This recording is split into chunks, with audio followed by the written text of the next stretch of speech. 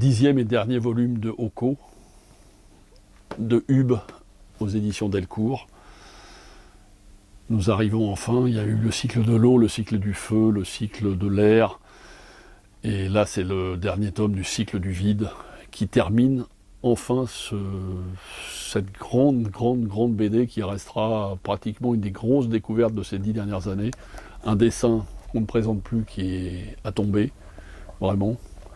Une époque, toute l'histoire du Japon à travers cette bande dessinée, un peu fantastique et tout ça, des héroïnes absolument superbes, dans des déshabillés qui font rêver, des personnages hauts en couleur et vraiment qui auront marqué l'histoire de la BD. C'est vraiment un grand classique. C'est une BD qui restera, à mon avis, vivement les intégrales, prochainement, qui à mon avis sortiront très bientôt. C'est vraiment une grosse réussite, et puis c'est bien que ça se termine un jour, quoi. C'est vraiment 10 volumes, c'est bien, l'histoire est bien menée, le scénario tient la route jusqu'au bout. Vraiment, c'est applaudissons des deux mains la fin d'un chef-d'œuvre, mais qui restera, à mon avis, très longtemps, du genre un peu la quête de l'oiseau du temps. On en reparlera encore dans 30 ans, je pense.